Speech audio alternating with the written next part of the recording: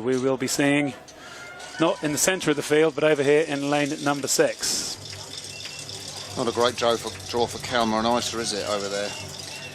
It's not. They find themselves in lane 3, that full lineup: Spain, Italy, USA, Australia, Canada and New Zealand.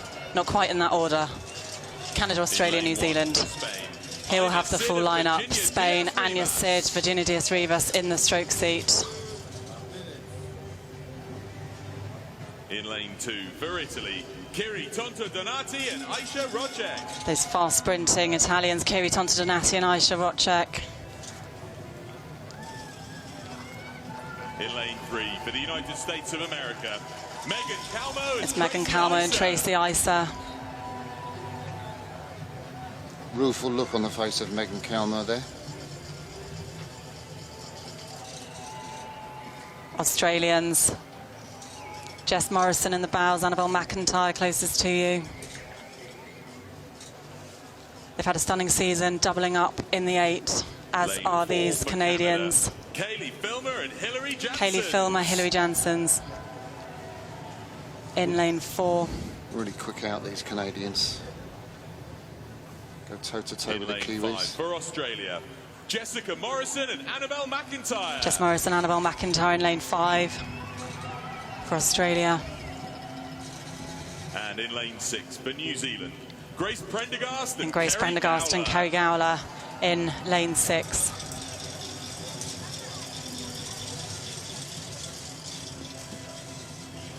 So in effect, the 3 women's pairs on this side of the course are all doubling up in their country's women's 8s, and will be the last race of the regatta in the A finals tomorrow. And as you said, Martin, it was interesting, the look on the face of Megan Kalmo, sort of rueful smile as she sat there. As with all these athletes, it's now time to feel relaxed, calm and confident and ready to deliver. The conditions they have to put out of their mind, it looks pretty good, pretty even up there on the start as we get ready for this, the A final of the women's coxless pair.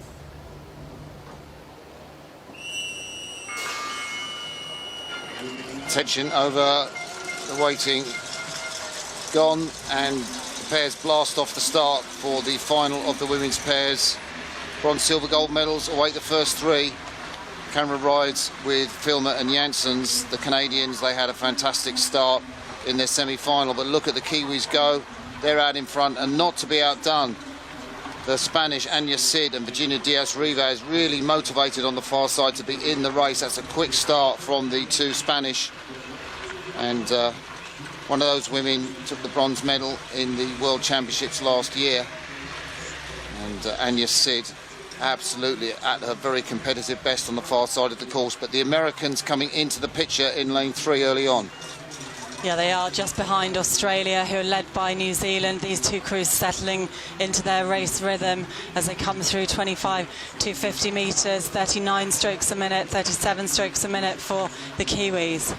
Well, an interesting move. We look now with the New Zealanders, as we always expect. The face of Kerry Gowler is going to be pretty impassive, but the American pair out there in boat number 4, Tracy Isa and Megan Kalmo, will they be able to take advantage of the fact these other crews to the left are all doubling up in the women's 8s? These athletes are so fit, I can't help thinking that probably won't be a big factor as we look at these Australians. Morrison and McIntyre absolutely blasting from 250 through to 500 metres. And they were slower than the Canadians in the semi-final to the 500-metre mark. Not today, though. They're going to go through in first. But the thing the New Zealanders have is that minimal fade between the first and second 500. The Australians faded between the first and second 500 by 2 seconds. The New Zealanders just slightly less in the semi-final. That's a big move by the Australians, isn't it? Is a big move by the Australians. They're not doing it with rate, they're just doing it with connection and work in the water. These 2 crews pretty similar, about 35, 36 strokes a minute. And this is a big, strong move from this pair from Australia right now. They're moving that boat really well. The pick up on the front end, the connection, that leg drive looks absolutely fantastic from the Australians. That's taken them out half a length now ahead of New Zealand. Coached by John Keogh, the Americans there in 3rd place. They really blasted out in that first quarter, and Isa and Kalmo absolutely trucking over there on that far side, that lane 3, you can see 15.5 kilometres now, not up to the speed of the Australians and New Zealanders on this near side of the course. Well, this feels like a really important phase of the race for me now. Will the Australians be able to keep moving, or will the incessant pace of the New Zealanders be able to just come back and create something that the Australians just can't live with? Yeah, you're talking about that incessant pace, and the New Zealand pair have just taken this up. They're moving to within a canvas of this pair, Annabel McIntyre stroking Jess Morrison. Australia have responded to that. The Canadians going toe-to-toe with the Americans for that bronze medal position. Kaylee Filmer and Hilary Janssens now drawing level with the Americans and just taking that bronze medal position. New Zealand in silver. The Australians rowing out of their skins. Beautiful take on the front end, isn't it? Look at the way those blades just drop in, fold in, relax. Great credit to them and their coach, John Keogh. Well, here we go. We're coming up to the 1,000-metre mark, and we've got 3 separate races going on here. This is the race for the gold and silver medal.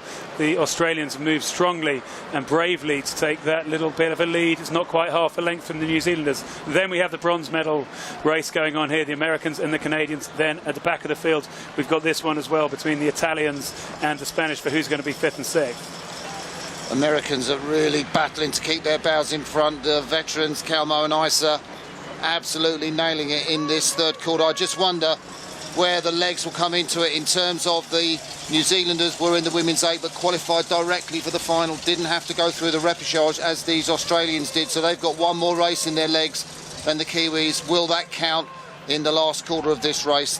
The Australians looking smooth out front, Annabel McIntyre rowing beautifully, but the Kiwis edging back into it, Kat. Yeah, they are. They're staying well in touch. They're just the canvas down. Both of these pairs doubling up in the 8. They've done a lot of racing down this 2K course this week. Well, Kerry Gowler and Grace Prendergast, they look very calm on the outside. I wonder how calm they are on the inside as they just try to stick to what they're doing, move their boat back. As we have a look here, the world champions from Canada have managed to make a pretty strong and potentially decisive move against the Americans now in this third quarter. Yeah, it's a really good move from Canada now, taking them out to 7-metre lead over USA in that battle for the bronze medal. We'll pan back to look at what's going on at the front of the race. The New Zealand pair have responded to the Australians. They've taken that canvas lead down to half a canvas now. It's just centimetre by centimetre, isn't it? But the Australians have still got what it takes to hold out there. It's going to come down in a sprint for the line. And the New Zealanders posted a 1:46 in the semi. The Australians posted a 1:45. So the Australians do have that last quarter in their back pocket. Wow, Martin, so nothing to choose really. The Australians could be a second quicker in this last 500. It looks like New Zealand have started to take it on now. These two have raced each other earlier in the year. The last one was in Rotterdam. On that occasion, the Australians did prevail. Can the New Zealanders turn that around now at the World Championships? 22-year-old in the stroke seat from Fremantle. Behind her, 27 years of age, Jess Morrison from the Mercantile Club down there on the Yarra River in Victoria, and nothing in it.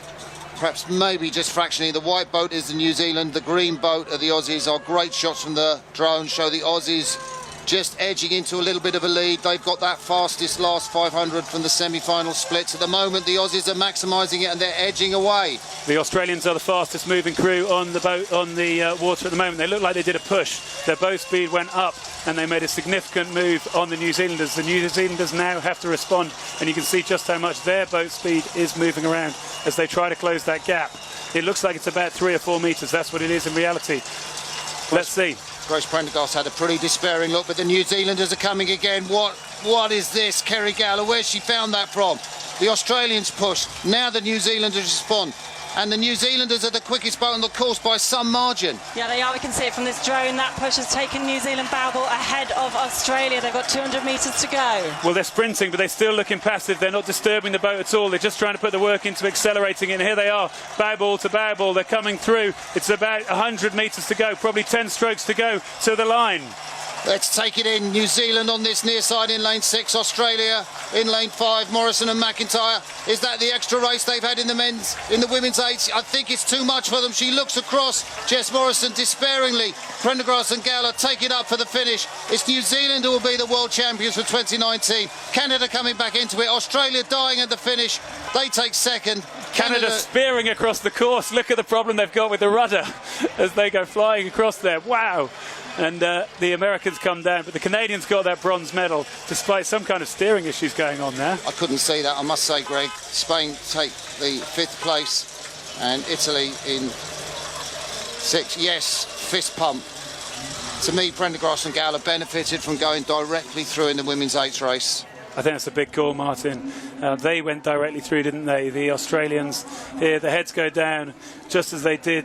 They had that little look across, and you just sort of thought that just kind of the final sprint went out of them. They were so brave. Jessica Morrison took that little look and thought, no, we can't quite come back from here, because that just relentless pace the New Zealanders came through at the end. Kaylee Filmer distraught there. Hilary Jansson's trying to console her partner. The world champions have to settle for 3rd place in this race. That was such a fascinating race in the last 500 metres, wasn't it? You kind of thought the Australians had the advantage.